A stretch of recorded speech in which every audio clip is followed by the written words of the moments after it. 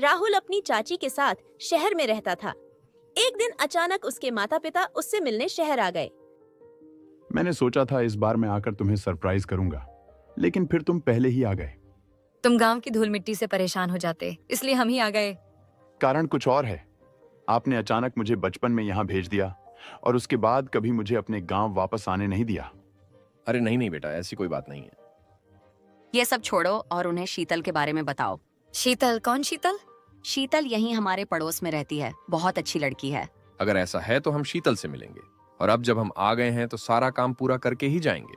फिर राहुल और शीतल उसी शहर में शादी कर लेते हैं और राहुल के माता पिता गांव लौट जाते हैं। हालांकि राहुल के माता पिता गांव लौटते हैं, लेकिन वे बहुत चिंतित होते हैं कि क्या करें। हम उसे गांव आने से कितने समय तक रोकेंगे? तुम ही हो जिसने उसे रोका है। मैं बहुत समय से कह रहा हूँ कि उसे कोई खतरा नहीं है, लेकिन तुम बेवजह इतनी चिंतित हो। राहुल की माँ मन बना लेती हैं और रात के समय उस घर के पास जाती हैं, जो पूरी तरह खंडहर में है। आंगन में एक पीपल का पेड़ लगा हुआ है, जिसके चारों ओर एक लाल रंग की चादर लपेटी हुई है। राहुल की माँ उस पेड़ की तरफ देखती रहती है। राहुल के पिता सही थे, मैं बेवजह डर रही थी। सब कुछ ठीक है और भविष्य में भी ठीक रहेगा। राहुल की माँ घर का दरवाजा बंद कर देती है और ताला लगाकर घर जाती हैं और शांति से सो जाती हैं। राहुल की माँ आखिरकार 15 साल बाद अपने बेटे को गांव बुलाती हैं। राहुल और शीतल गांव लौटकर बहुत खुश होते हैं, लेकिन 2 दिनों बाद राहुल के साथ एक अजीब घटना होने लगती है। जब भी वह रात में सोता, उसे अपने सपनों में वही पीपल का पेड़ दिखाई देता और वह अचानक जाग जाता। एक रात जब उसने अपनी आंखें खोलीं, तो वह अपने आप पर नियंत्रण नहीं रख सका और सामने वाले घर का ताला तोड़कर अंदर चला गया। जब उसने वहाँ वही पीपल का पेड़ देखा, वहाँ उसे पुरानी बातें याद आने लगीं। चलो लीला, मेले में बहुत मजा आएगा। मैं नहीं जा सकती राहुल, अभी यहाँ से चले जाओ, नहीं तो बाबू हम दोनों को डांटेंगे। यहाँ क्या हो रहा है? तुम लीला को मेरे साथ घूमने क्यों नहीं देते? तुम उसे इतना क्यों परेशान करते हो? तुम्हारी इतनी हिम्मत कि मुझसे सवाल करो। लीला की शादी तय हो चुकी है और अगर तुमने इसे नहीं छोड़ा तो ये अच्छा नहीं होगा। चलो लीला, यहाँ से भाग चलो, नहीं तो तुम्हारे बाबू तुम्हारी शादी उस बूढ़े आदमी से कर देंगे। अरे लड़के! लीला इस घर में रहती थी, वह कहाँ चली गई? इस पेड़ पर यह चादर क्यों बंधी है? यह पेड़ आधा हरा है और आधा सूखा। राहुल उस पेड़ के तने में एक सुई देखता है। जैसे ही राहुल सुई निकालता है, वह उसकी उंगली में चुभ जाती है। राहुल जल्दी से अपनी उंगली चूसने लगता है और फिर उसे वहाँ अजीब सा महसूस होता है, इसलिए वह घर आकर अगले दिन तक सो जाता है। अगले दिन राहुल अपनी माँ से लीला और उसके बाबूजी के बारे में पूछता है। लीला की माँ ने कहा कि लीला और उसके बाबूजी के बेटे के बारे में। लीला की शादी एक बहुत अच्छे लड़के से हो गई और उसके पिता का निधन हो गया। ठीक है, राहुल लीला के लिए बहुत खुश है, लेकिन उसी दिन वह उदास भी हो जाता है। राहुल अपनी पत्नी शीतल के साथ शहर लौट आता है। मुझे यहाँ आकर बिल्कुल भी अच्छा नहीं लग रहा है। अरे तुम ठीक हो? तुम्हारी उंगली को क्या हुआ? ओह कुछ नहीं, सुई से खून निकल आया था। अरे लेकिन ये काफी नीला पड़ रहा है। तुम आज ही डॉक्टर के पास जाओ और इसे दिखा लो, ठीक है? मैं ऐसा करूँगा। शीतल और राहुल दोनों सो गए और अपनी आंखें बंद कर लीं। लेकिन रात के बीच में राहुल एक आवाज सुनता है। राहुल, राहुल, बाहर आओ। कौन मुझे ऐसे बुला रहा है?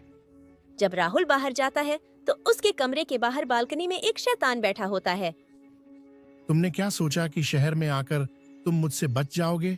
मैं तुम्हें नहीं छोड़ूंगा, कभी नहीं। तुम कौन हो? मैंने तुम्हारे साथ क्या किया है?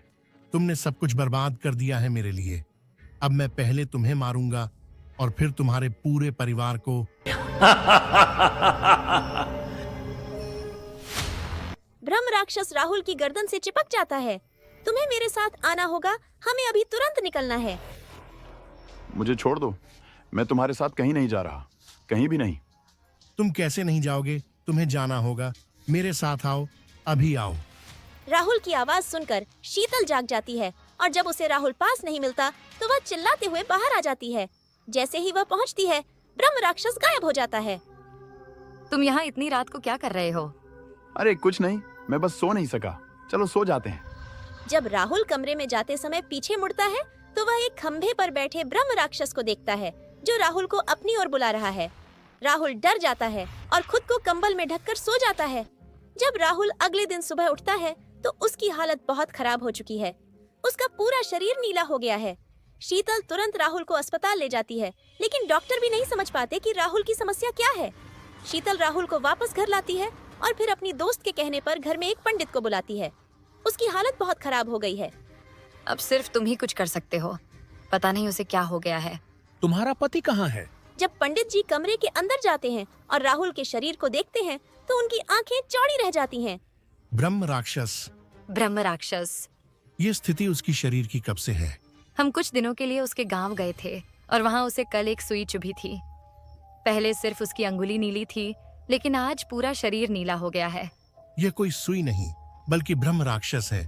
यही है जिसने यह सब किया है उसे। क्या आप कह रहे हैं पंडित जी? मैं कुछ भी समझ नहीं पा रहा हूँ। वह इसे अपने साथ ले जाएगा और यही इसे बचाने का एकमात्र तरीका है। फिर शीतल और राहुल गांव के लिए बस में जाते हैं। आखिरकार वह उसे यहाँ लाया। मैं हथियार जाने नहीं दूंगा। मैं उसे मार दूंगा। मैं उसके परिवार को मार दूंगा। जब राहुल घर पहुंचता है तो उसके माता पिता उसकी हालत देखकर चिंतित हो जाते हैं। राहुल, मेरे बच्चे, तुम्हें क्या हुआ? यहाँ से जाने के बाद उसका शरीर नीला पड़ने लगा। जब मैंने घर पर एक पंडित जी को बुलाया तो उन्होंने बताया कि उसके ऊपर कोई ब्रह्म राक्षस है। ये सुनकर राहुल की माँ और पिता शॉक्ड रह जाते हैं। ये नहीं हो सकता, ये कैसे हो सकता है? उसी पल राहुल की माँ चाबी निकालकर सामने वाले घर में जाती है, लेकिन वहाँ का ताला पहले से ही टूटा हुआ है। जब वह अंदर जाती है और पीपल के पेड़ को देखती है तो वह नीचे से हरा और ऊपर से सूखा है। वह तुरंत वापस घर आ जाती है। वह मुक्त हो गया है। वह मेरे बच्चे को मार देगा, उसे बचाओ। कौन मारेगा? उसे क्या हुआ? असल में यह 15 साल पहले की बात है, जब राहुल और उसकी बचपन की दोस्त लीला एक साथ खेलते थे। लेकिन लीला के पिता, जो एक महान गोई पंडित थे, को बिल्कुल पसंद नहीं था कि लीला राहुल के साथ घूमे। उन्होंने बचपन में ही लीला की शादी एक बूढ़े आदमी से तय कर दी थी और राहुल उसे बचाना चाहता था। एक दिन राहुल ने इस मामले में अपने पिता से लड़ाई की और लीला के सामने कहा कि लीला, यहाँ से भाग जाओ, वरना तुम्हारा पिता तुम्हारी शादी उस बूढ़े आदमी से कर देगा। फिर क्या हुआ माँ? उसने अपनी विद्या का दुरुपयोग करके राहुल को मारने की कोशिश की। एक रात उसी पेड़ के नीचे बैठकर वह राहुल के नाम पर एक गुड़िया बना रहा था और उसे जादू टोना करके मारने की कोशिश कर रहा था। जब वह आखिरी विधि करने वाला था, तभी लीला आई और उसने अपने पिता को चाकू मार दिया। उसके रक्त से शैतान का रक्त बन गया। अपने मृत पिता के पास बैठकर वह जोर जोर से रो रही थी और जब गांव वाले वहां पहुंचे तो हम उसे देखकर हैरान रह गए। कहा जाता है कि अगर कोई महान विद्वान अपनी विद्या का उपयोग जादू टोना और बलिदान जैसी चीजों में करने लगे तो मृत्यु के बाद वह ब्रह्म राक्षस बन जाता है। पंडित जी ने उसे उसी पीपल के पेड़ पर कैद किया था, लेकिन शायद राहुल ने उसे मुक्त कर दिया। यही कारण था कि मैंने उसे तुरंत शहर भेजा ताकि उसे सुरक्षित रखा जा सके और नहीं चाहती थी कि वह यहाँ आए। मैं आ गया हूँ और मैं तुम्हें सबको मार दूंगा। ब्रह्म राक्षस को देखकर सभी चिल्लाने लगते हैं। ब्रह्म राक्षस राहुल की गर्दन से चिपक जाता है। मेरे साथ चलो, उस पेड़ पर चलो, मैं तुम्हें मार दूंगा। वहाँ ब्रह्म राक्षस राहुल को उसी स्थान पर ले जाता है और सभी उसे बचाने के लिए उसका पीछा करते हैं और ब्रह्म राक्षस के सामने राहुल की जान के लिए भीख मांगने लगते हैं।